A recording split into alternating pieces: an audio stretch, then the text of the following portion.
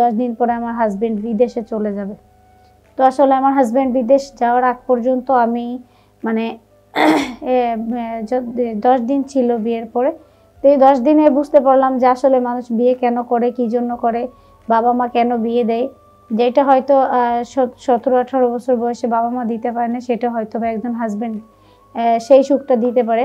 তো যখন 10 বছর বয়সে আমার মানে 10 বছরে 10 দিন সে আমার সাথে থাকার পর আমি আমার জীবন সম্পর্কে বুঝতে পারলাম, মানে বিবাহিত জীবন সম্পর্কে বুঝতে পারলাম।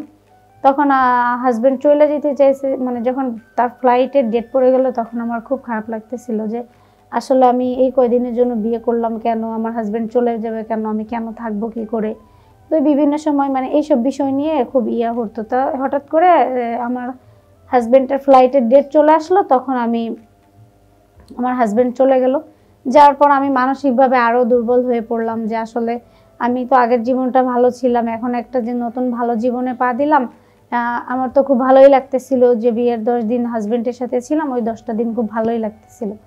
তো যখন হাজবেন্ড চলে গেল তখন বুঝতে পারলাম যে হাজবেন্ডের অভাবটা কী, বা হাজবেন্ড চলে একটা মানুষ বিয়ে হয় বা হাজবেন্ডকে ছাড়া থাকতে কেন কষ্ট হয়, কী জন্য হয়।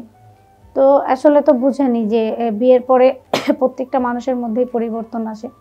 আসসালামু আলাইকুম। কেমন আছেন সবাই? আলহামদুলিল্লাহ আমি ভালো আছি। তো আমার নাম হচ্ছে, আমি একটু সবার সাথে পরিচিত হই। আমার নাম হচ্ছে মারজানা, আমার বাড়ি পটুয়াখালী। তো আমি আসলে আজকে আমার লাইফে ঘটে যাওয়া কিছু ঘটনা আপনাদের সাথে শেয়ার করব। আমার খুব খারাপ লাগতেছিল, তো ভাবলাম যে আপনাদের সাথে আমি কিছু কথা, আমার লাইফে ঘটে যাওয়া কিছু কথা আপনাদের সাথে শেয়ার করি। তো আজকে যে কথাগুলো বলবো সেটা হয়তো অনেকের খারাপ লাগতে পারে বা ভালোও লাগতে পারে। আসলে আমি একজন ধার্মিক পরিবারের মেয়ে। তো যেহেতু ধার্মিক পরিবারের মেয়ে, আমাদের সবাই মানে ধর্মের বিষয়ে একটু মানে সবাই একটু মানে নামাজ কালাম পড়ে, পর্দা প্রশিদা করে। তো ছোটোবেলা থেকে যখন আমার অনেক ইচ্ছা হতো যে আমি স্কুলে পড়বো, বাট আমাদের পরিবারে ওইগুলো পছন্দ না করার কারণে আমাকে মাদ্রাসায় ভর্তি করা হয়। তো যখন আমাকে মাদ্রাসায় ভর্তি করা হয়, মানে মাদ্রাসায় যাওয়ার মতো বয়স হলো, তখন আমাকে মাদ্রাসায় ভর্তি করা হলো। তো আমি খুব মনোযোগ দিয়ে লেখাপড়া করতেছি। প্রথম অবস্থায় খুব ভালোই লাগতেছিল, বই খাতা, নতুন ফ্রেন্ড, স্কুল মানে মাদ্রাসা সব কিছুই ভালো লাগতেছিল। তো একটা পর্যায়ে যখন পড়তে লেখাপড়ায় আমি খুবই মনোযোগী, খুব ভালো লাগতো। তো একটা সময় যখন আমার বিয়ের বয়স হয়ে গেল, তখন আসলে বাবা মা বিয়ের জন্য বিভিন্ন জায়গায় পাত্র দেখতেছিল। তখন আমার একটু খারাপ লাগতেছিল যে আমি আসলে আমার পরিবারকে ছেড়ে অন্য একটা পরিবারে যাব, তারা কেমন হবে, বা ছেলেটাকে আমার যে হাজবেন্ড হবে সে কেমন হবে। আর সবথেকে বড় কথা হচ্ছে বিয়ে কি, সেটাই আমি বুঝতাম না যে আসলে বিয়ে কি, মানুষ বিয়ে কেন করে, আর বাবা মাও বা এত বছর বড় করে বিয়ে কেন দেয়। আমি এতটা বড় হওয়ার পরও আমি বুঝতে পারি না যে আসলে মানুষ কেন বিয়ে করে, কী জন্য বিয়ে হয়, বিয়ে কেন দেয়।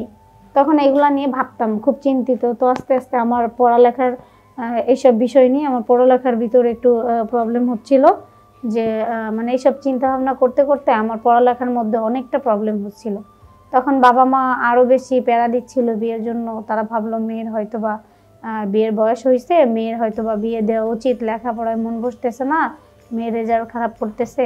আসলে তো আমি ওইগুলা নিয়ে বুঝি না, উল্টা আমি আর ওইগুলা নিয়ে না মানে চিন্তিত যে আসলে আমাকে কেন বাবা মা বিয়ে দিতে চাচ্ছে বা বিয়ে কেন দেয়।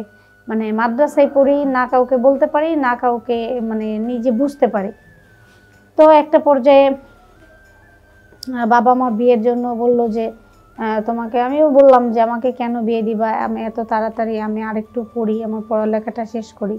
তখন বাবা মা বলল যে মেয়ে মানুষ হয়ে জন্ম নিয়েছো, বিয়ে তো করাই লাগবে, সেটা আজ করো আর কাল করো, বিয়ে তোমার করাই লাগবে।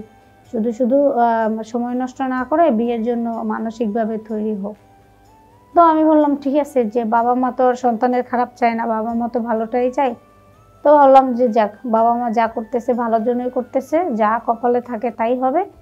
তা মাকে বললাম ঠিক আছে, তাহলে তোমাদের যেটা ভালো লাগে সেইটাই করো। তো একটা সময়ে এরকম করতে করতে কিছুদিনের মধ্যে বিয়ের জন্য পাত্র ঠিক করে এবং বিয়ে করার জন্য মানে বিয়েও হয়ে যায়। তো বিয়েটা কমপ্লিট হওয়ার পরে আমি কখনো ভাবতে পারি নাই যে আমি একজন ধার্মিক পরিবারের মেয়ে হওয়ার পরেও বিয়ের 10 দিন পরে আমার হাজবেন্ড বিদেশে চলে যাবে। তো আসলে আমার হাজবেন্ড বিদেশ যাওয়ার আগ পর্যন্ত আমি মানে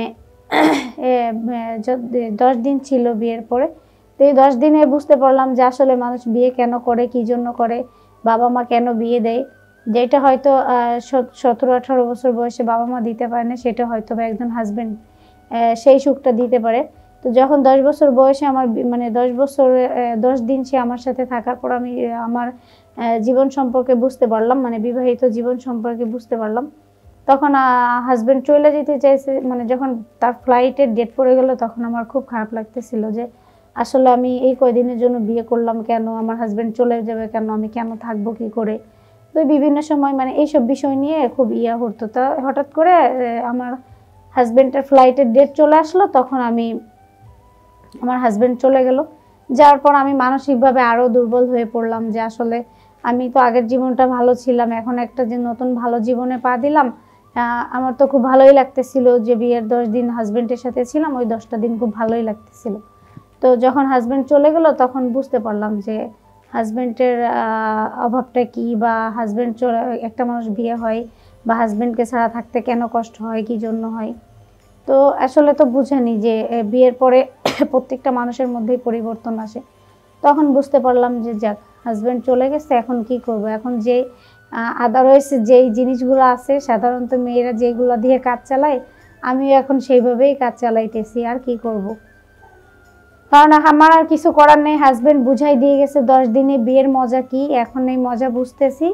কেমনে যে নিজেকে সামলাইতে পারি, এই যেমনে অন্য 10টা অন্য মেয়েরা সামলায় এমনিই নিজেরা সামলাই দিনকাল পার করতেছি।